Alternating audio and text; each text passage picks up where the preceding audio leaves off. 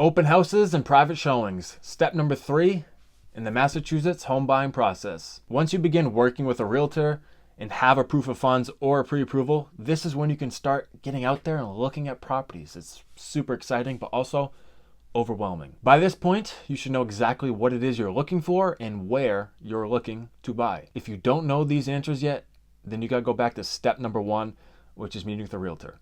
If you hate realtors or you've bought 15 homes before, then do what you feel most comfortable doing. So you have 2 options when it comes to looking at properties. You have a private showing or open houses. Now the difference between the two, a private showing, you need a real estate professional to show you through the property, to open up the property. Now, some of you are thinking, oh, realtors are only good for opening up a door. That's your opinion? A lot of realtors, some are better than others. That's the way it goes for every industry. But if you are working with a great agent, it's way more than just opening a door for you. So a private showing, you need a real estate professional there with you.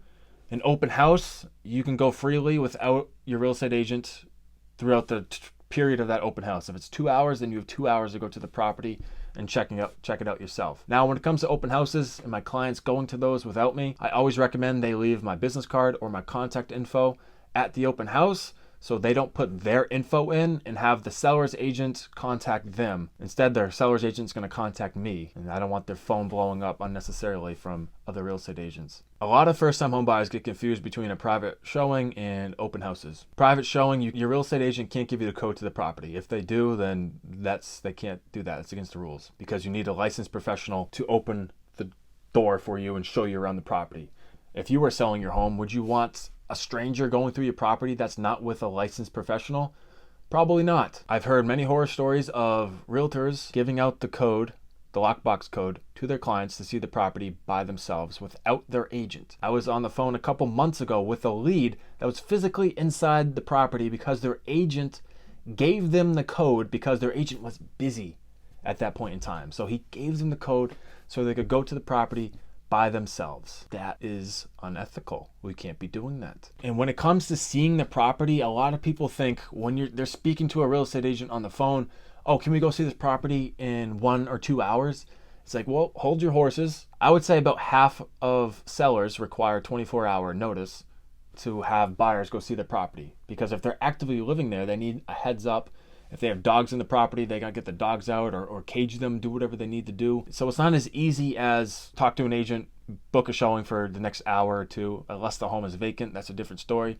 But just keep that in mind, that you probably would run into having a 24-hour notice before seeing the property. And when it comes to seeing the property, consider your loan type. Do you have FHA, VA, conventional? Are you cash? What are you doing for financing or proof of funds? If it's FHA or VA, then when you see the property, you have to be on the lookout for some things that would be red flags for an FHA or VA appraisal. So one of those appraisers for an FHA or VA loan is going to go to the property. They're going to look for missing handrails, peeling paint.